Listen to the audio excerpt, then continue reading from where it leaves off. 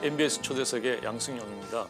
수북히 담은 새하얀 밥이 부의 상징이자 넉넉한 인심이던 시절이 있었습니다. 쌀이 턱없이 부족했던 1960년대에는 과자와 엿은 물론 막걸리 제조에까지 쌀 사용을 금지했는데요. 불과 반세기 만에 상황이 달라졌습니다.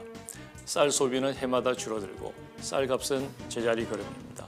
그럼에도 한국인의 밥심을 위해 묵묵히 땅을 지켜가는 농업인이 있습니다. 이동현 미슐란 대표와 함께 쌀 농사로 우리 농업의 희망을 만들어가는 이야기 나눠보겠습니다.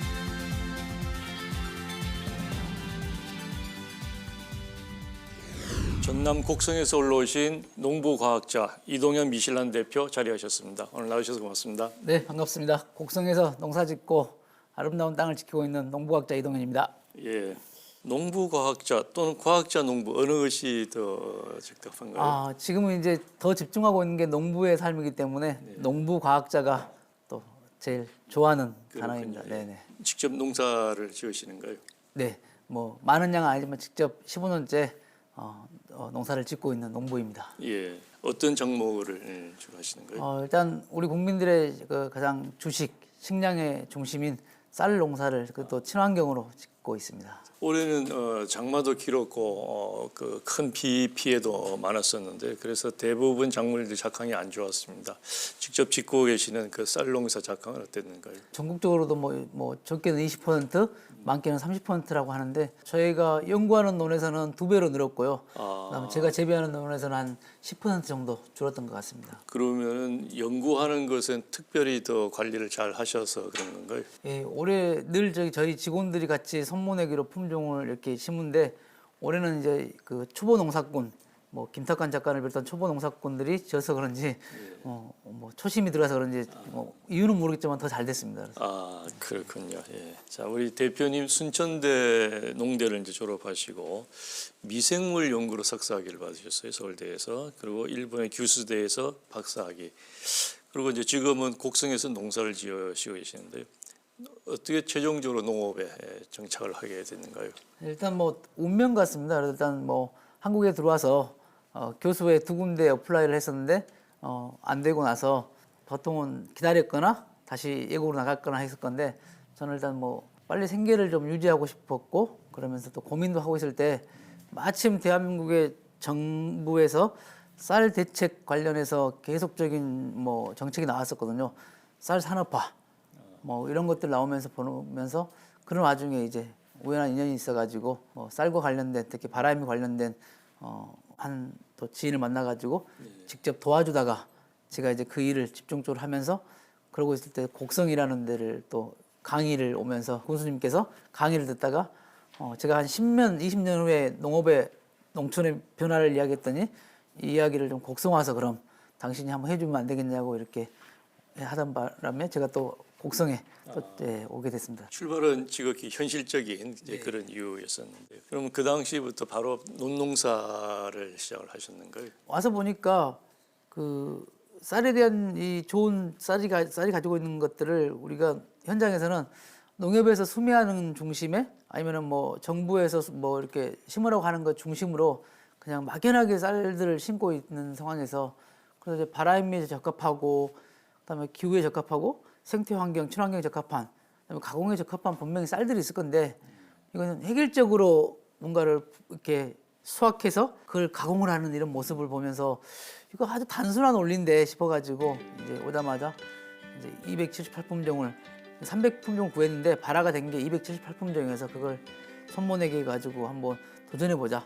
분명히 답이 있을 거다. 그래서 이제 품종을 처음에 와서 심는 일부터 시작했습니다. 그러니까 쌀이 최종 목적이라기보다는 쌀을 이용해서 가공을 하는 그런 일종의 뭐 융합 산업이랄까 그런 쪽으로 처음부터 생각을 하신 거네요. 네, 일본 유학 중일 때도 제가 이제 문무성 초청 장학생이다 보니까 유학 중에 본인 선택해서 농업 현장에 가서 볼 수 있는 기회들이 몇 번 주어져요.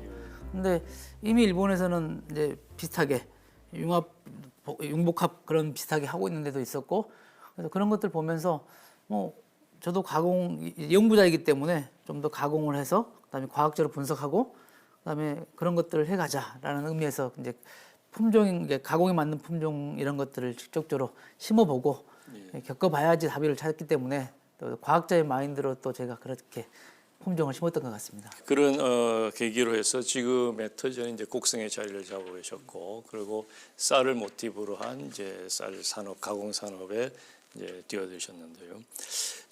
지금 처음 문을 닫고 있는 폐교에다가 이제 미실란이라고 하는 간판 하나 이제 달고 시작을 했다 이렇게 하셨는데, 미실란은 어떤 뜻인가요? 사실 농촌이 이제 막 계속 도시로 떠나고 뭐 농업 분야에서도 우리 농자를 많이 떼어냈잖아요. 저희 시대 지나고 좀 후배들 시대 보니까 농대라는 단어도 없애고 또 농업 생명과학대로 고쳤다가 생명과학대로 고치고 뭐 농학과 이런 단어도 없어지고 무슨 웰빙 자원학과든지 농이라는 단어를 다 떼어내고 있고 그런 분위기였던 것 같아요. 그래서 제일 먼저 와가지고 이제 간판을 달면서 농업에 좀 가치를 좀 올리는 일을 하자, 그러니까 업시키자.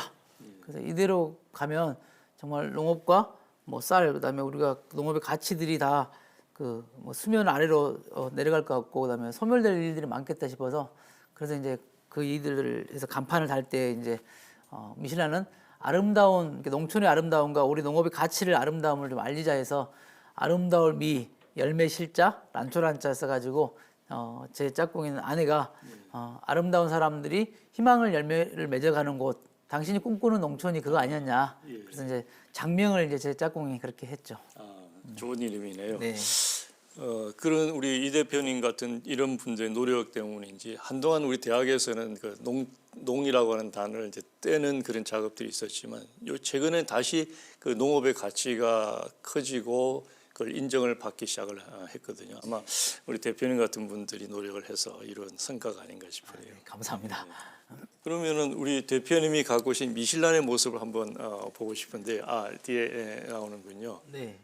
이것이 지금 현재의 모습인가요? 네, 이게 미슐란이 저희가 간판을 달고 그다음에 그 이름 석자에다가 저희가 저 쌀 모양 5개를 만들었던 모습이고요.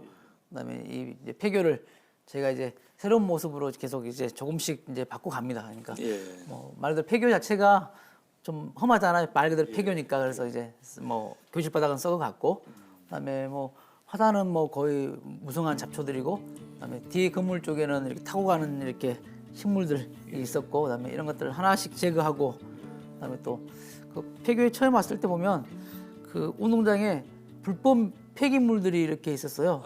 그래서 이제 캐서 캐가지고 정리하고, 그래서 이제 우리 초등학교 다니는 우리 큰아들의 친구들이 미실란의 그 교실 한 칸에서 놀고 싶은 마음에 자기들도 잔디를 좀 심어주면 1박 2일 놀 수 있게 해주라. 그래서 이제 아이들하고도 잔디를 심고, 그다음에 또 저희 직원들하고 심고 하면서 지금은 이제 저런 모습으로 운동장부터 전체가 잔디밭으로 이제 변하고 있어 아름다운 모습이 좀 보입니다. 그 15년 전 그 폐교에서 지금의 아름다운 모습으로 지금 이제 곡성의 어떤 관광 명소가 됐을 것 같은데요. 네, 농업 관련 먹거리 관광 명소가 되어 가고 있고요. 그다음에 또 뭐 하루하루 사람들이 참 많이 찾아오시는 공간이고, 그리고 이제 또 대한민국 뭐 또 모델 농촌 뭐 융복합 산업의 모델 이런 이슈가 돼가지고 뭐 옛날에는 좀 지긋한 저희들 또래도 농업인들이 많이 찾아왔는데 지금은 이제 역으로 도시에서 오신 분들이 많이 찾아오고 있죠. 그렇군요. 특히 젊은 분들이 많이 옵니다.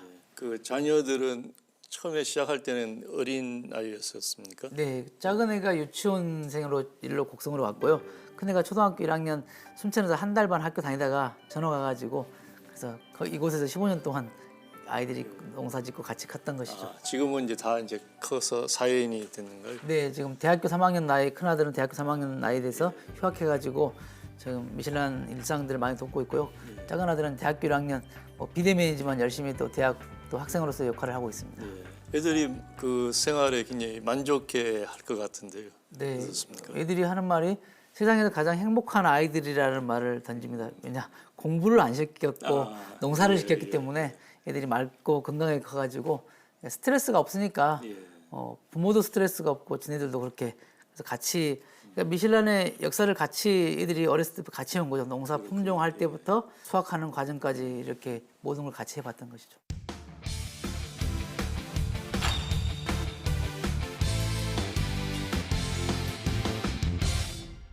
자, 우리 미슐란이 그 어떻게 성장을 했는지를 이제 좀 들어보고 싶은데요. 처음에 이제 폐교 건물에 간판을 달고 처음 한 일이 어떤 일이었던가요? 바라현미를 직접 연구하다 보니까 제일 먼저 궁금한 게 바라현미에 맞는 품종이었던 것 같아요. 그리고 친환경의 목표를 들고 왔기 때문에 일본에서 유학하는 게 미생물 병해충 방제와 이런 것들이 제 전공이기 때문에 친환경을 실질적으로 해보고 싶은데 약재를 처음에는 미생물학자니까 약재, 친환경 약재를 개발했던 것이고요. 그다음에는 결국은 사람도 마찬가지지만 강한 사람이 있고 약한 사람이 있듯이 병해충이 강한 품종도 있다는 것이 저도 상식적인 거기 때문에 그래서 이제 품종들을 다 구해가지고 278품종을 발화된 278품종을 일일이 손모내기를 한 줄씩 많은 품종 얻은 게 없고 조금 가락 몇 개씩이니까 그 양이 적다 보니까 일일이 하나씩 뜯어가지고 포트에 용부해가지고 그걸 일일이 하나씩 심었습니다. 그래서 278품종을 줄 맞춰서 30cm 간격으로 손모내기를 해가지고 논 970평에다가 일일이 다 심었죠. 그렇군요. 예. 278품종을 심고 그래서 이제 결국은 그 강수, 기후, 그다음에 병해충 이런 거 매번 조사를 하고요. 그다음에 또 생육 같은 경우 조사를 하고 이런 것들을 일일이 조사를 하면서 기록하고 그러면서 이제 하고 있을 때 사람들이 사실 그러잖아요. 쌀 박사가 아닌 사람이 미생물학 박사를 전공했던 사람이 쌀을 연구한다니까 빈정되기도 하고 빈정은 아니었겠죠. 우려했겠죠. 알겠나 싶은 그런 건데 그 기관을 그렇게 하면서 품종을 1년 동안 연구하면서 조사하니까 사람들이 와서 이제 재밌으니까 곡성이라는 지역에 한 논에 278품종이 줄지어 서 있으니까 신기하잖아요. 그렇죠. 그러니까 처음에는 우습게 보던 사람들이 관심 있게 보고 사진도 찍어가고 그래서 이제 이게 사람들이 진짜 연구하는 것인가 궁금하고 그다음에 욕심난 사람들은 몰려와서 수확철에 잘라가기도 하고 그래서 이제 그 논이 이제 저희가 바라현미를 연구하고 그다음에 쌀을 집중적으로 연구하는 계기가 된 논이었죠. 그리고 그 품종들이었고요. 그래서 278품종 중에서 최종적으로 선택된 품종은 몇 종류가 나오는가요? 예, 첫 해는 너무 기상이 좋아가지고 똑같이 병해충이 강한 것처럼 비쳤고요.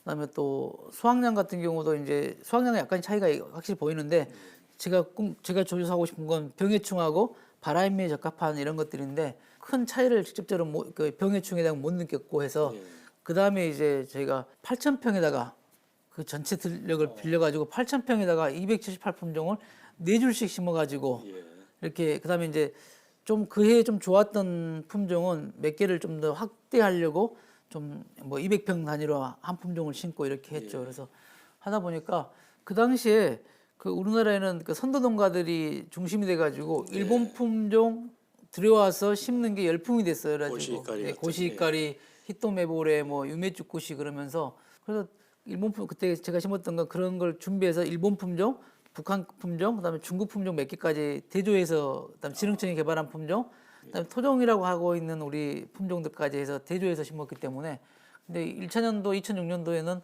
그렇게 제가 원하는 병해충 관련해서 특히 친환경에 적합한 거에 대한 건 답을 못 찾았고 그래서 이제 2007년도에 그 농민들에게는 엄청난 피해를 받던 해에서 올해 같은 느낌이었어요.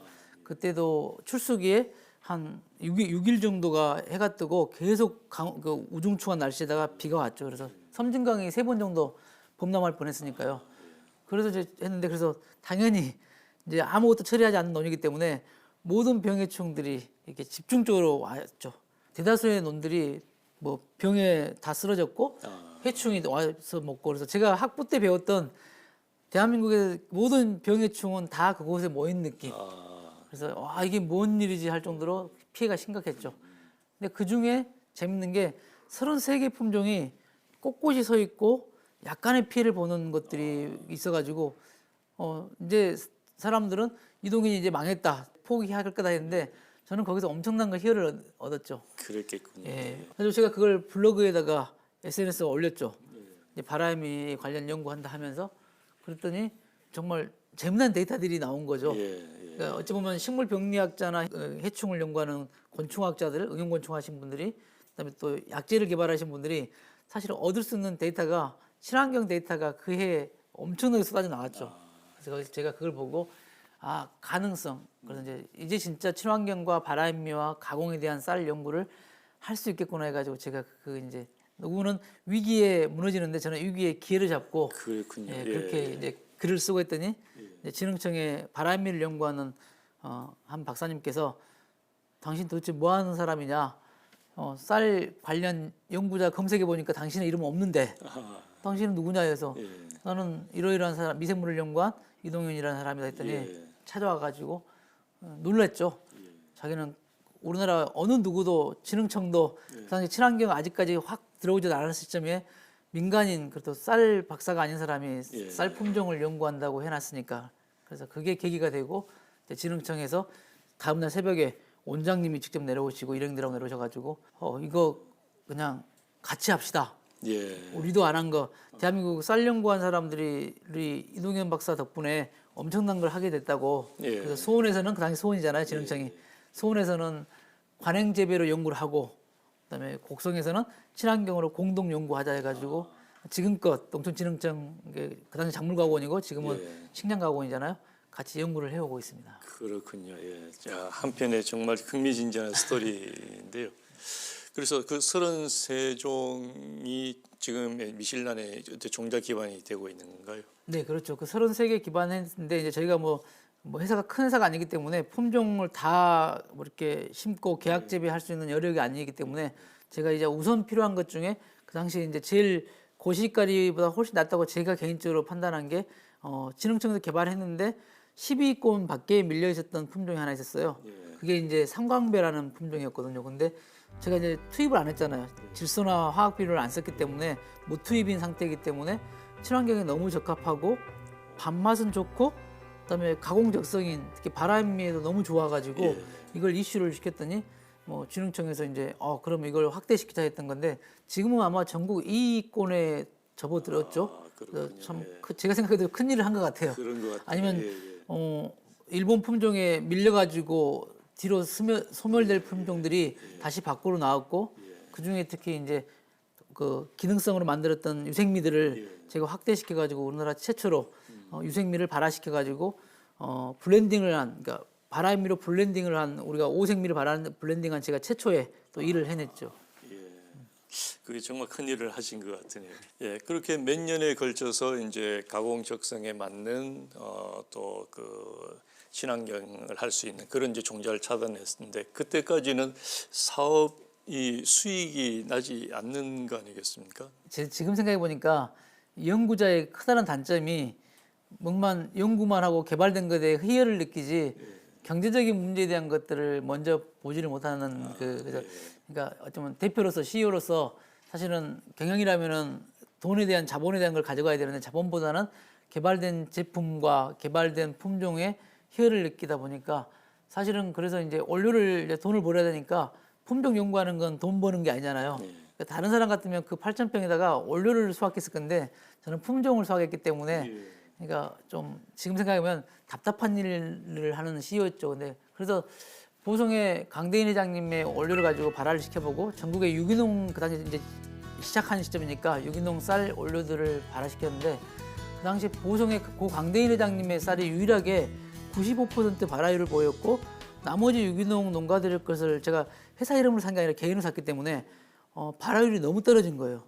이게 생명의 쌀이라고 하지만은 발화율이 떨어진다는 것은 좋은 쌀이 아니라는 것이잖아요. 그래서 근데 보성의 고 강대인 회장님의 쌀은 95% 발화율. 그래서 6,800만 원어치인가를 샀어요. 근데 발화시켜서 판 것은 그 해에 7,800만 원 벌었죠.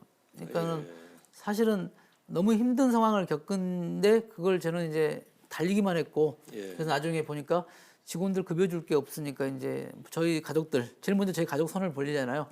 직장 다니는 자녀들 누나들의 돈을 빌리고 그다음에 또 저희 대학원 서울대 대학원 선배님들에게 조금 받고 친구들이 좀 도움 뭐 큰 돈은 아니지만 그래서 결국 직원들 급여는 줬는데 직원들이 이제 제가 가는 길이 희망이 없어 보였나 봐요.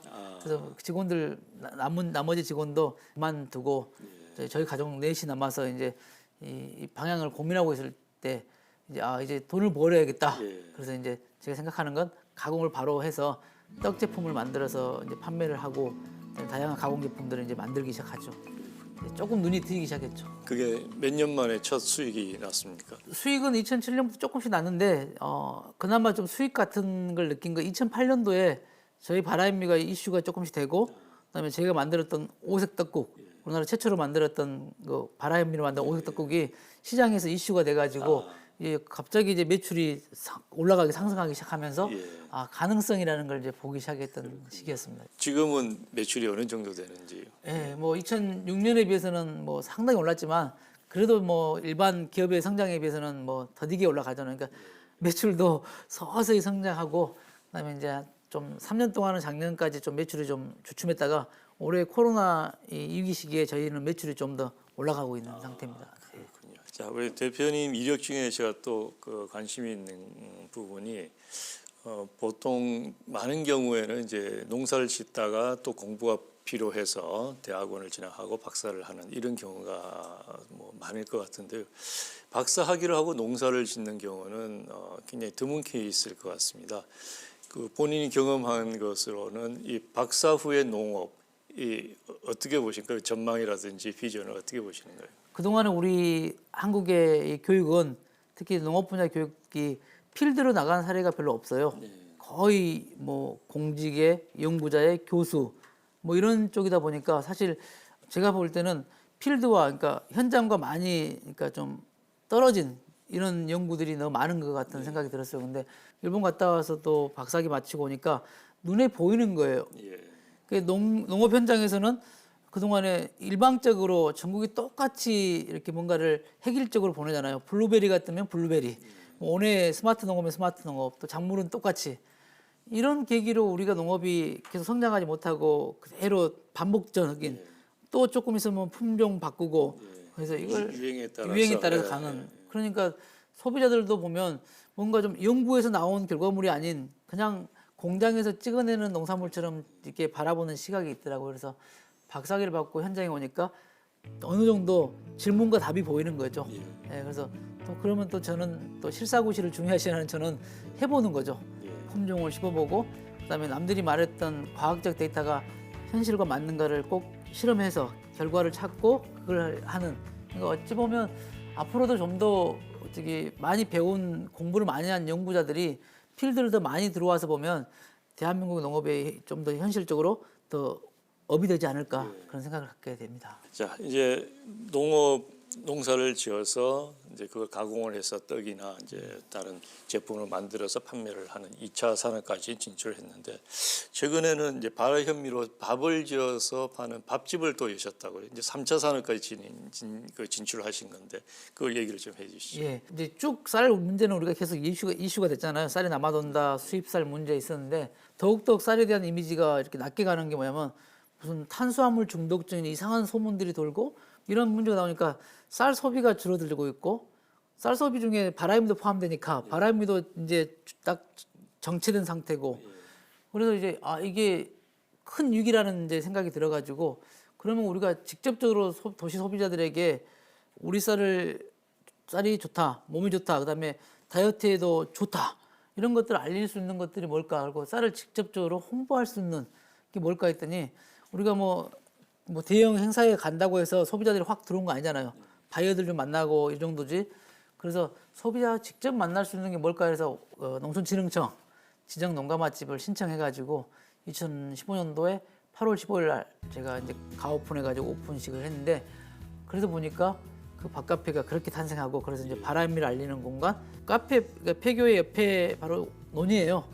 그러니까 논을 바라보면서 밥도 먹고 차를 마실 수 있고 쌀로 만든 누룽지 뭐 디저트를 먹을 수 있으니까 또 진흥청과 저희가 연구한 품종들이 심어져 있으니까 그동안에 소비자들은 공장에서 찍어는 무슨 뭐 공산품처럼 쉽게 쌀을 하다가 품종이 이렇게 많아요?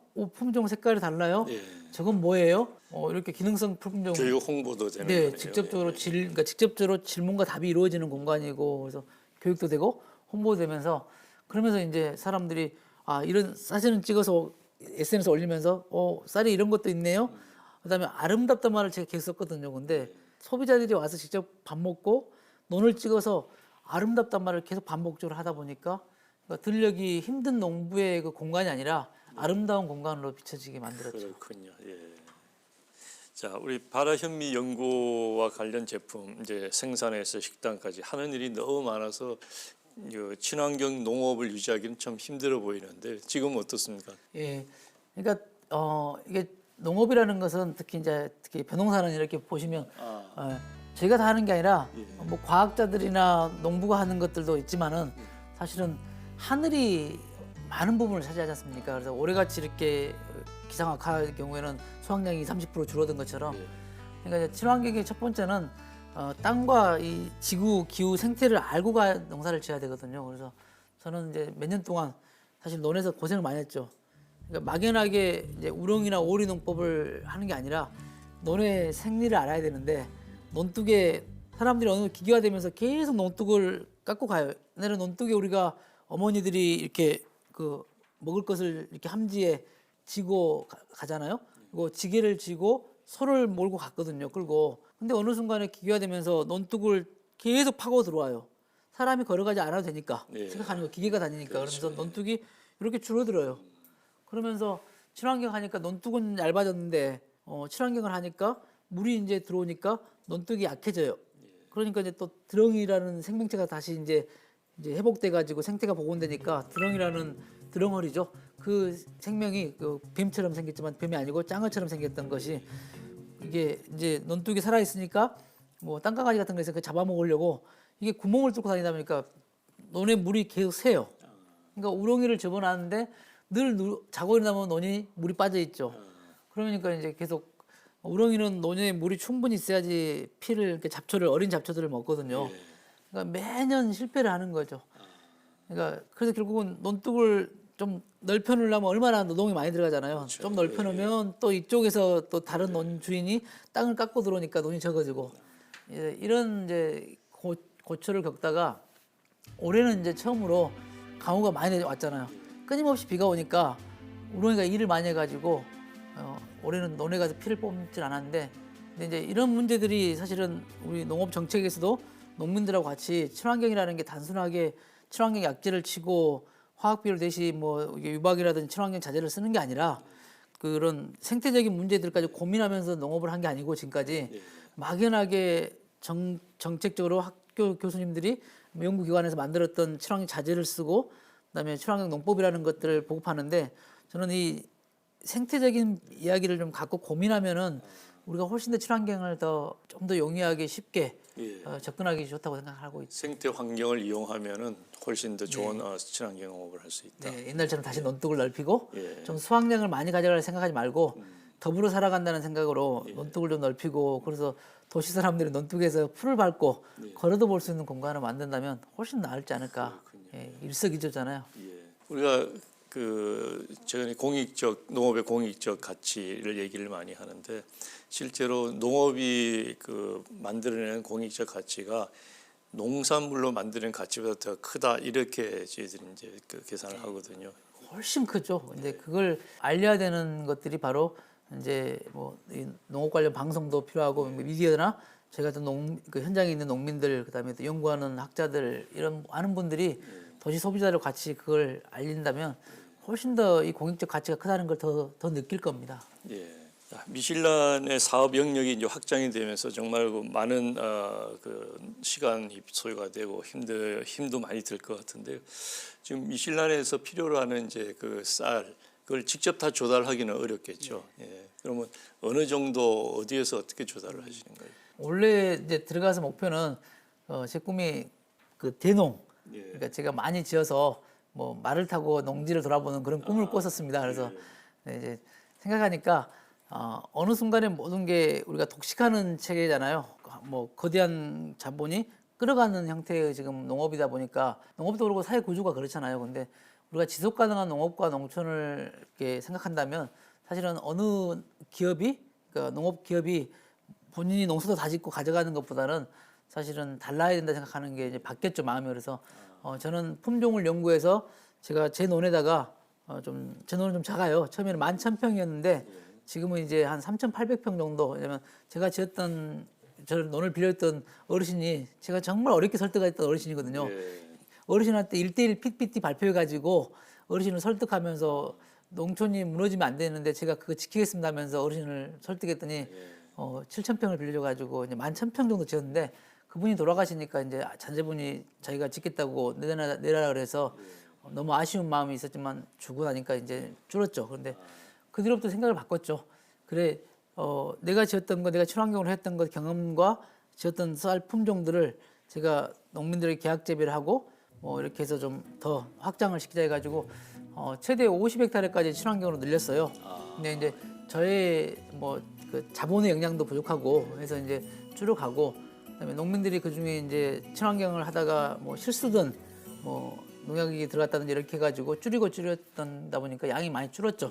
그래서 이제는 일단은 전남하고 친환경 하신 분들이 꽤 많아요. 그래서 이제 이게 제가 농업 15년 하다 보니까 믿을 수 있는 단지나 개인들이 많이 알고 있어가지고 이제 그분들에게 제가 필요한 품종들을 요청을 해가지고 이제 많은 부분을 또 사서 제가 가공을 하고 있죠. 더불어 같이 잘 사는 네. 그런 커뮤니티 이렇게 불러도 될까요? 예. 그 주변에서는 그런 얘기들도 할 것 같아요. 돈이 안 되는 쌀 왜 좀 더 그 수익성이 높은 다른 원예 작물이나 이런 것을 하지 왜 쌀을 하느냐 고생도 많이 하면서 왜 쌀인가요? 염려일 거라고 생각합니다. 이제 무슨 이상한 소리는 아닐 것 같고 염려나 걱정이 담긴 소리인데 많은 사람들이 저한테 좀 안 좋은 어조로 많이 했죠. 뭘 모르는 놈이라는 식의. 네.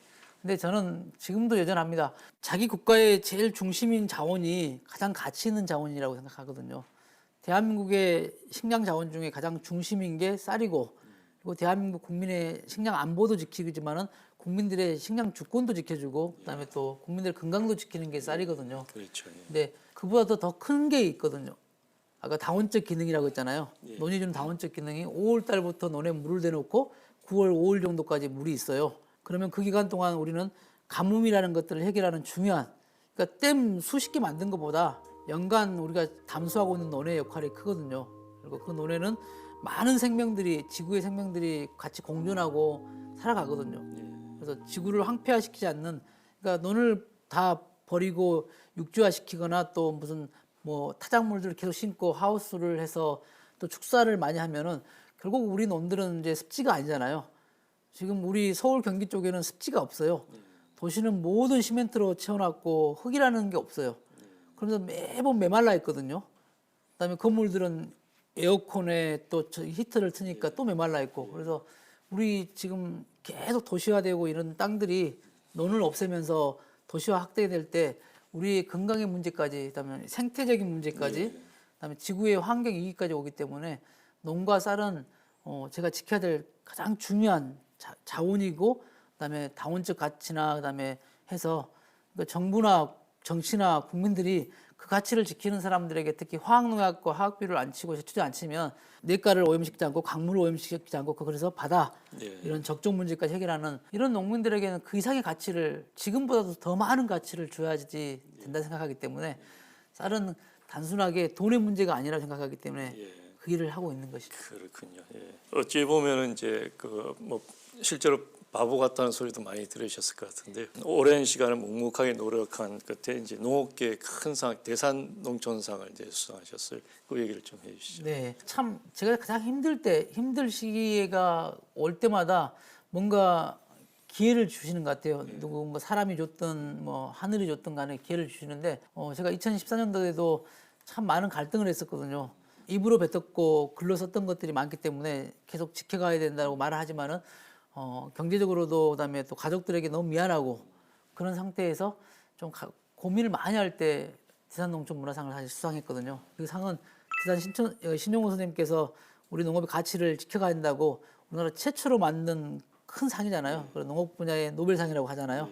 네, 그 상을 받고 제가 또 다시 더 열심히 하겠다는 각심을 하고 지킬 것들이 아직도 많았구나, 내가 가야 될 길이 많구나 해가지고 또 열심히 또 살아가는 게 해줬던 상이었죠. 그렇군요. 예. 그리고 그 열심히 노력을 해서 지난해에는 유엔의 식량농업기구에서 주는 모범농민상을 받으셨어요. 이것도 정말 큰 상인 것 같은데 네. 그것도 얘기를 좀 해주시죠. 그러니까요. 그것도 생각도 않았던 추천이 들어와가지고 신청을 했어도 안 될 거라 생각했었고 잊어버리고 있었던 상이었던 거죠. 그래서 이건 뭐 유엔 식량농업기구가 그 유엔의 산하기구 제일 오래된 기구 중에 하나잖아요. 제일 크고요. 근데 그 상을 이제 세계적으로 이제 저희 유엔 그 식량농업기구 역사상 저희 한국인에서 제가 세 번째 수상자예요. 아, 그렇습니까? 엄청난 상이잖아요. 뭐 그러네요. 대한민국이 주는 예. 정부에 주는 훈장보다 더 큰 상이죠. 그러네요. 예. 예, 그 상을 받으러 갔고 이제 받았습니다. 그래서 그게도 사실은 처음에 제가 아니었던 것 같아요. 원래 식량 뭐 확보 이런 것들이 문제가 아니라 이 동네는 사실은 작잖아요. 큰 역할도 안 하고 매출이 뭐 큰 기업도 아닌데 그 상 수상자가 됐던 이유를 봤더니 나중에 유엔 대표 그쪽하고 이거 미팅을 하는데 담화를 하는데 왜 주셨냐고 제가 역으로 물어봤더니 지속 가능한 농업 농촌의 모델을 그동안에 식량을 확대시키는 이런 고민만 했는데 농촌의 그 지속 가능함을 모델을 만들었다. 그래서 농촌 농업에 제가 늘 하는 말 농촌 농업의 작은 지역의 플랫폼이 되겠다는 말을 던졌는데 예. 그 역할을 해줘서 고맙다는 주고선 상이라고 했는데 예. 사실은 그 큰 상을 받았는데 우리 미디어도 우리나라의 메인 미디어도 한 번도 그 이야기를 안 해줬고요. 붙이지도 않고 정말 좀 아쉽더라고요. 뭐 농식품부에서도 예. 초대해가지고 축하한다는 말 하나도 없고 뭐 그렇습니까? 청와대에서 저는 뭐라도 올 줄 알았는데 없고 예. 그래서 좀 아쉬운. 네, 그게 제가 농업을 바라보는 대한민국 전체적인 시각이지 않았을까 해서 그게 좀 많이 서운해가지고 예. 그게 상을 받고 더 우울했던 상이 그 상이었었어요. 우리 대한민국 저 하나의 자랑이 아니라 농업에 대한 가치를 바라보는 시각이 이렇게 정말 너무 낮아졌구나. 그래서 제가 그때 우울했었죠. 상 받고 기쁜 게 아니라 우울한 시기였습니다. 자, 그 참 상을 받고 우울했다 이 말이 그 참 저희들도 이게 좀 서운한 마음이 드네요. 그럼에도 불구하고 이제 이 대표 입장에서는 더 큰 책임감과 무게가 느껴졌을 것 같은데요. 혹시 그 상을 수상하면서 어떤 수상 소감을 얘기를 했습니까? 짧게 지속 가능한 농업과 농촌을 위해서 앞으로도 더 헌신할 일이 많다고 생각하고 그다음에 이제 좀 더 미래 세대를 위한 그 준비를 하겠다고 그러니까 지금 저의 이야기가 아니라 다음 농업 세대를 위해서 좀 더 준비하는 시간을 갖겠다고 이렇게 한 것 같아요. 네.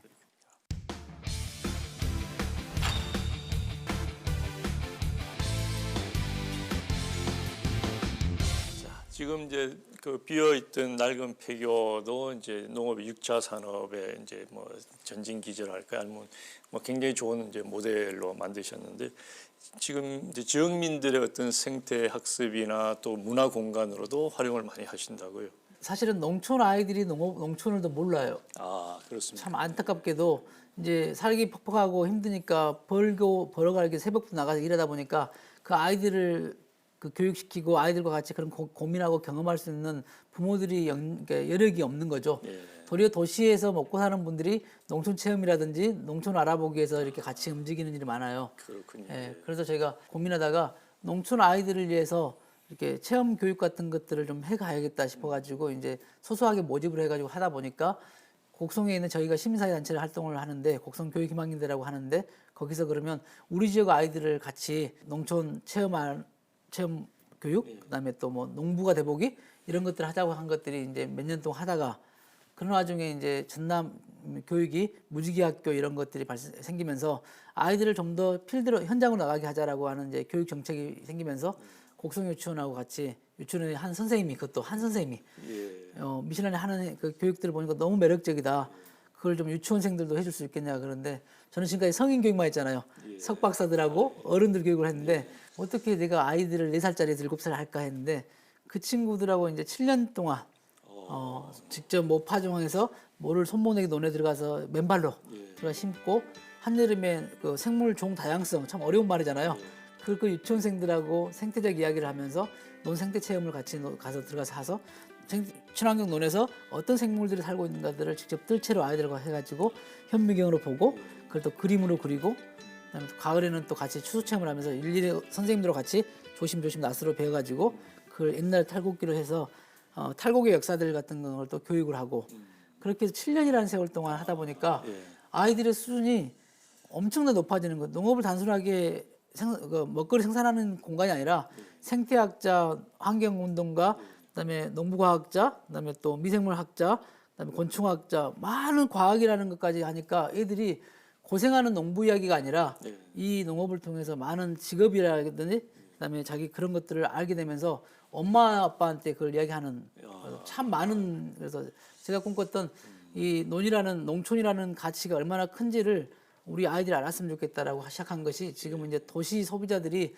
뭐 미슐란에서 그 교육을 집중적으로 해달라고 해가지고 또 새로운 모델에 지금 또 단순한 체험이 아니라 교육이 들어가면서 그다음에 또 문화까지 접목하는 것들을 지금 최근에 한 작가님과 같이 준비를 하고 있습니다. 그렇군요. 폐교에서 시작한 미슐란이 정말 그 많은 좋은 역할들을 하고 있다 이렇게 느껴지네요. 최근에 이제 소설을 쓰시는 김탁한 작가께서 우리 대표님과 그 농업에 대해서 느끼고 경험한 것을 책으로 엮는 작업을 그렇게 하시다고 했는데 오늘 얘기를 들어보니까 참 공감이 가는 책으로 만들 만한 그런 일들을 하고 계시다 이렇게 생각을 하네요. 그걸 어떤 계기로 그것은 시작을 하게 됐는가요? 저희 삶을 이런 스타일을 좋아했던 한 작가께서 친구들이 이제 그 밥집을 이야기해가지고 미슐란 밥카페 바나다의 밥집에 가서 밥 먹고 올라가라 서울에. 그래서 저기 구례에서 화엄사 쪽에서 저 잠을 자고 그래서 밥집에 밥 먹으러 왔다가 이제 저희 나왔던 자료들도 읽어보시고 그래서 이제 그 김탁관 작가하고 인연이 되고 이제 찾아오기 시작했고 그리고 이제 저한테 당신을 좀 소재로 글을 좀 써보고 싶다니까 저야 너무 행복하잖아요. 그때가 이제 유엔 상 받고 얼마 안 되고 이럴 때니까 너무 우울할 때 어떤 뭐랄까 새로운 희망처럼 다가왔죠. 그러면서 글을 쓰는데 2박 3일씩 15번을 곡성 오셨어요. 저랑 먹고 자고 걷고 저의 이야기 듣고 그 들녘을 바라보면서 담소 나누는데 마음껏 들어주시는 거잖아요. 보통은 인터뷰하면은 인터뷰한 사람들이 질문 의도로 가는데 저 이야기만 들어주셨어요. 그래서 오롯이 그 이야기 듣고 이야기 던지면서 정말 많은 스토리를 갖고 있는 이런 사람을 한국에서 본 적이 없다는 거예요. 특히 농부이면서 과학자인 이것도 참 재밌는데 이 사람이 하는 일이 정말 한 달에 12가지 이상을 하고 있는 모습에서 정말 하고 있는가를 와서 보고 싶었다는 거죠. 근데 저희가 이렇게 1년 동안 15번 오면서 2박 3일씩 같이 보면서 아침부터 새벽부터 밤 늦게까지 지역의 또 교육희망인대라는 시민사회 단체를 해서 아이들이 교육 문제까지 고민하고 이걸 보시면서 아, 이 사람을 이제 글로 써보겠다 결정을 하시고 쓰면서 제가 그 유엔 상 받고 나서 많이 마음적으로 속상했던 것들을 치유해주고 그다음에 이제 혼자서 이렇게 농업을 위해서 뭘 많은 사람들 하고 있지만은 고민하지 말고 책으로 저와 함께 독자들을 만나면서 농업의 현실과 농업의 중요성, 그다음에 이 쌀농사라는 게 얼마나 다원적 가능성이 있는 건지 이런 가치에 대한 것들을 알리러 다닙시다 이렇게 해가지고 계속 전국을 순회하면서 제가 독자들을 통해서 독자들이 대부분 도시 소비자들이잖아요. 그분들에게 좋은 쌀에 대한 이야기, 우리 농민들이 얼마나 중요한 역할을 하고 있는가. 그래서 당신들은 그 가치를 지불할 책임이 있다라는 것들을 제가 말하면 농민이 말한 거기 때문에 조금 거리를 둘 수 있지만은 작가님이 직접 말하고 저랑 같이 둘이 토크를 하니까 소비자들이 궁금한 게 너무 많아요. 모르는 게 너무 많은데 그래서 제가 좀 느꼈죠. 우리 농업계 학교나 그다음에 또 이렇게 농업 전문가들이나 국가기관들, 농업 관련 전문 기관들이 그다음에 미디어까지 좀 더 소비자하고 접근할 수 있게 이렇게 좀 더 다가가야 되겠구나. 방송도 정말 좀 더 메인 방송으로 가고 그다음에 우리 그 전원일기하고 대추나무 사랑 걸렸는가요? 그 드라마 이후에 농업 방송이 없어요. 그만큼 우리가 농민과 농업과 농촌이 수면 아래에서 그래서 그러니까 불쌍한 사람 취급하면 안 된다는 것이죠. 정말 중요한 일을 하는 이 한반도의 가장 큰 애국자가 농민이라는 것들을 좀 알았으면 좋겠다는 생각으로 지금 작가님의 책 덕분에 제가 좀 더 알려졌고 저 미슐란도 그래서 독자들이 정말 많은 분들이 찾아와요. 정말 그런 곳인가? 그다음에 또 아까 말씀드린 이동현 그 농부과학자가 박사라는 친구가 진짜로 농사를 짓는가? 그다음에 또 그런 현장이 있다는데 정말 보고 싶어서 오시다 보니까 참 많은 독자분들이 지금 연속적으로 방문하면서 근데 저는 미슐란 하나를 성장시키는 게 중요한 게 아니라 미슐란과 같은 마음을 갖고 있는 팔도에 있는 저 같은 생각을 갖고 있는 그런 것들이 소멸되지 않았으면 좋겠다. 그래서 우리 농업이 나중에 우리 다음 세대들이 다시 농업을 이어받을 때는 진짜 좀 매력적으로 자랑스러운 사람들로 취급받고 그렇게 갔으면 좋겠다고 지금 작가님하고 지금 계속 다니고 있습니다. 내일도 해야 되고 그래서 가보려고 합니다. 왜냐하면 힘은 드는데 저희가 더 많은 사람들 만나서 정말 농업의 이 가치들을 알리는 뭐 메신저 역할을 해보려고 합니다. 잘 알겠습니다. 우리 이 대표님의 정말 흥미진진하고 또 가치 있는 인생 스토리를 듣다 보니까 어느새 시간이 다 지났네요. 너무 아쉬운데요. 다음에 또 뭐 좋은 기회가 있으면은 한 번 더 모시기로 하고, 자 마지막으로 그 동료 농업인들 그리고 오늘 이 시간을 함께해 주신 시청자분들께 한 말씀 부탁드리겠습니다. 우리 농업은 그 단순한 먹거리만을 생산하는 공간이 아닙니다. 지구를 지키는 가장 중요한 그 우리 심장과 같은 역할, 사람을 말하면 심장과 같은 역할하는 이 지구를 지키는 농민들이 있어야만이 바로 지속 가능한 우리 사회가 되는 겁니다. 그래서 농업이 무너지고 농촌이 붕괴되면 소멸되면 결국은 도시가 그 가장 큰 피해자가 된다는 생각으로 농민들은 더 애국자의 마음으로 열심히 해주시고 그다음에 좀 더 연구하는 좀 농민으로서 좀 역할을 해주셨으면 좋겠고 도시 소비자들은 농업과 농촌을 지키는 농민들의 역할이 얼마나 중요한 역할인지를 좀 깨닫고 특히 코로나 이 시기 이후에는 농촌의 가치가 훨씬 커진 걸 여러분들이 알고 있을 겁니다. 그래서 좀 더 관심 있게 생태 환경에 대한 고민과 지구를 지키는 일, 그다음에 또 좋은 먹거리를 지키는 친환경 농업에 대해서 관심을 가져줬으면 좋겠습니다. 예, 잘 알겠습니다. 자, 우리 농업농촌이 이 미실란 그리고 이동현 대표와 함께 지속적으로 발전하고 더 좋은 공간으로 거듭날 수 있기를 기원하겠습니다. 항상 건강하시고 건승하시기 바랍니다. 네, 오늘 불러주셔서 감사합니다. 쌀농사의 위축은 농촌 나아가 지방의 소멸로 이어질 수밖에 없습니다. 생태계를 유지하고 환경을 보존하는 쌀농사의 공익적 가치는 쌀값의 수십 배를 상회합니다. 새로운 봄에는 수많은 생명이 꿈틀거리는 논에서 신명나게 일하는 농부들이 늘어나기를 응원해 봅니다. 함께해 주신 여러분 고맙습니다.